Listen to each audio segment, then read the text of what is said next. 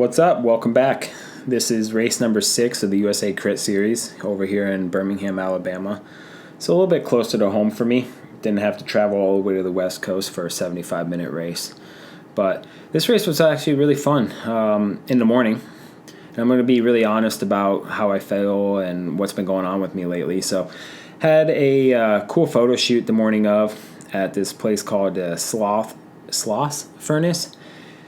A lot of cool history here, so if you're ever in Birmingham, definitely check out the tour guide. It's got a pretty dark past, really old, from the late 1800s to early 1900s. It had a huge part in the Industrial Revolution.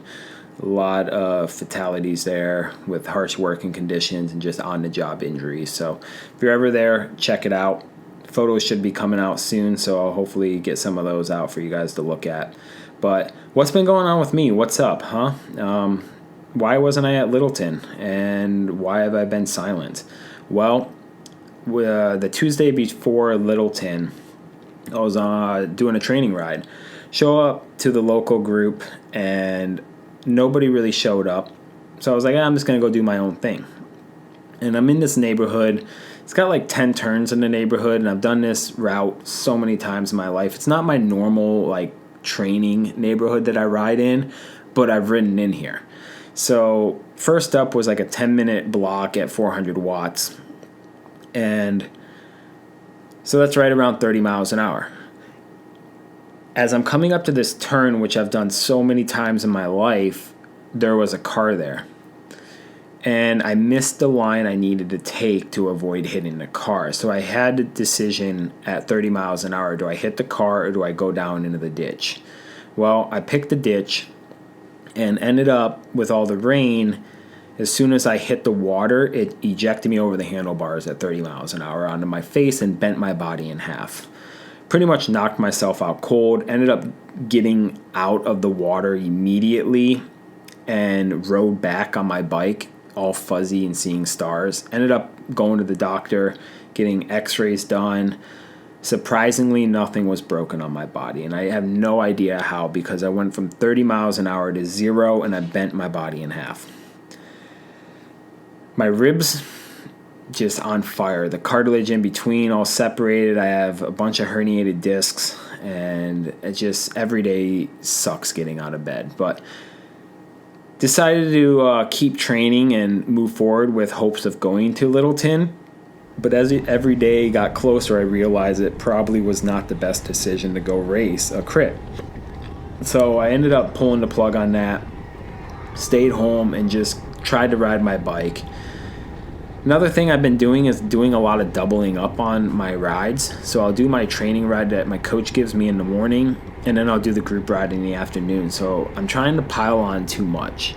And I think I'm getting burnt out mentally, and there's just days I don't want to wake up and ride the bike. So I decided to take a break from Instagram. I decided to take a break from group riding and just really focus on what the goal is.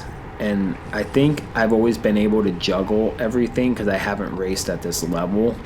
But being at this level, it takes a certain mindset and a lot of recovery to race here. And, you know, after talking to a lot of people, they don't do 15-hour weeks going into these races. They're more 8-hour weeks going through race season.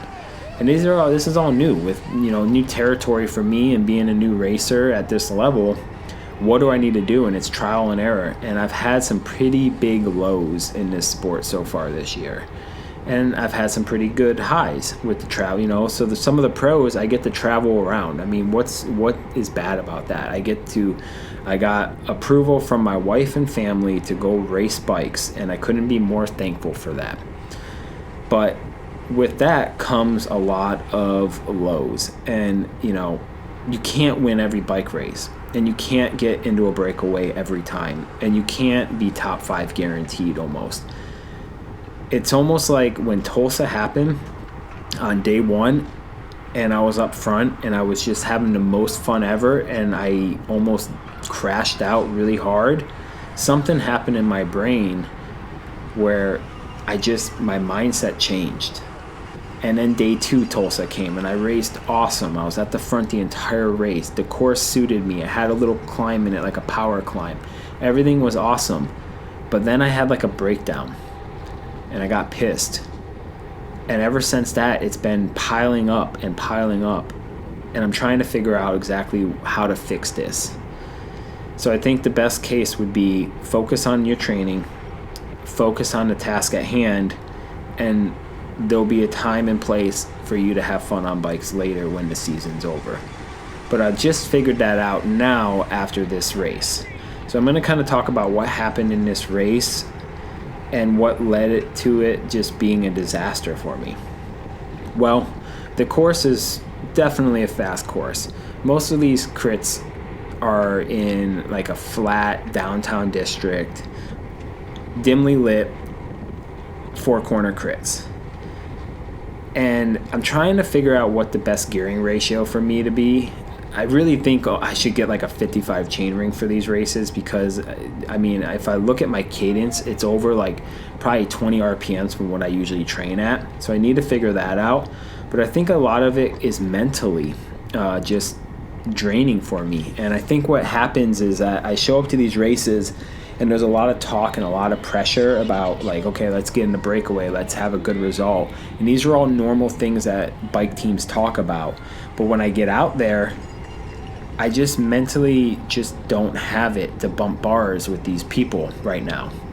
Where in Tulsa, I felt confident being at the front.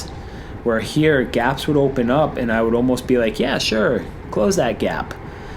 Well, in a crit, if you know anything about crit racing, when you are moving backwards, the race is just moving away from you. And it's getting strung out, and you're ending up in the back with these people that are getting like popped. And this course seemed like it probably could have been a good course to tail gun. But the problem with tail gunning these races is that they're so fast that if someone opens up a gap when you're going, I mean, right now we're going 33 miles an hour. So if someone opens up that gap, well, then I'm going to have to cross that gap that they just opened to the rider on the last rider of the peloton. And that is energy that you're wasting tail gunning and the risk that you take.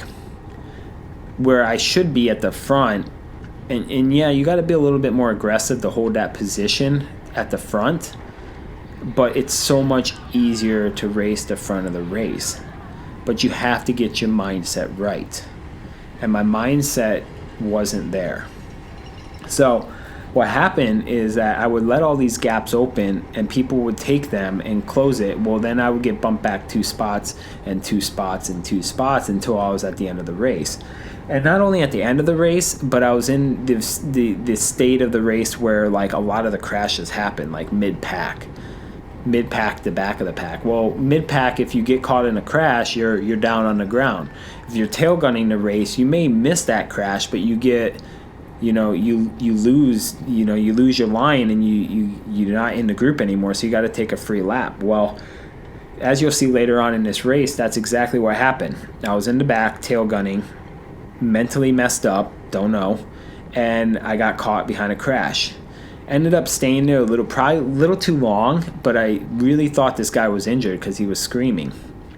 Ended up being just fine, and by the time I rolled back for the free lap, they threw us in. And I was already in the wrong gear, and a lot of things went wrong there, and I just didn't have what it takes to close the gap to the peloton. So I was in like chase mode for like 6-7 laps, and it was like me and like 3 other guys chasing.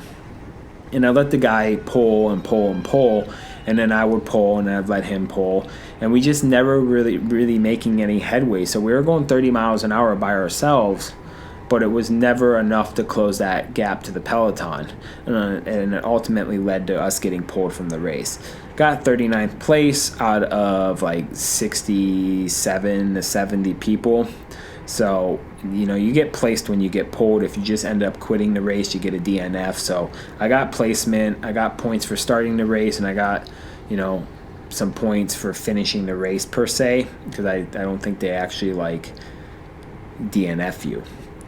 But the whole race, as you see, like this, like you have to almost like chop wheels to get any kind of positioning in this race, and it's 26 miles an hour to 33 miles an hour. And then it's such a short course that as soon as you get up to speed, you're almost like having to slow down so you can take the turn.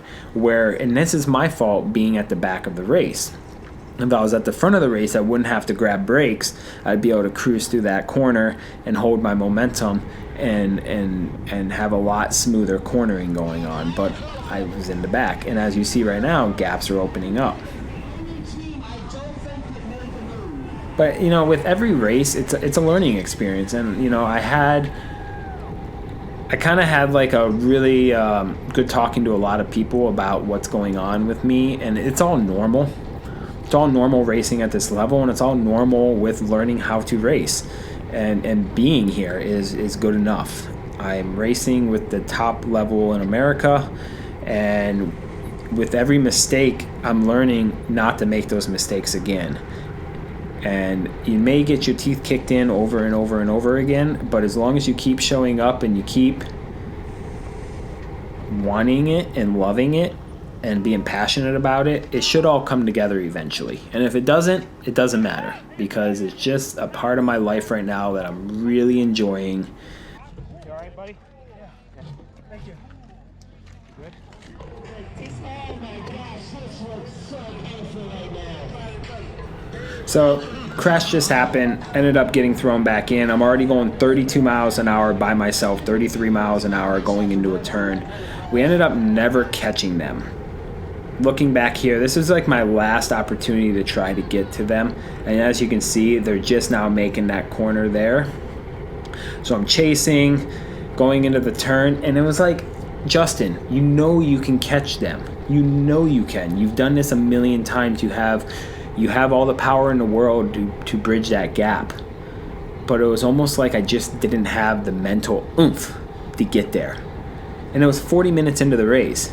So I still had like 35 minutes left. And all I had to do is get to that right there.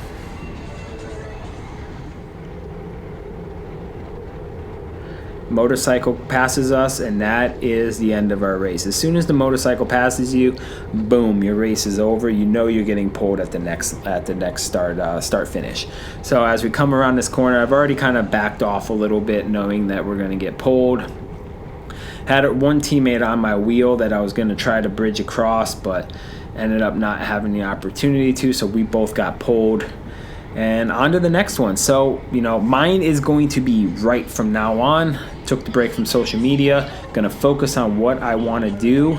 And next race is Athens and Spartanburg. So I'm going in there full gas, and we're ready to race. Thanks for watching. Sorry for the whole pity party and blah, blah, but that's it.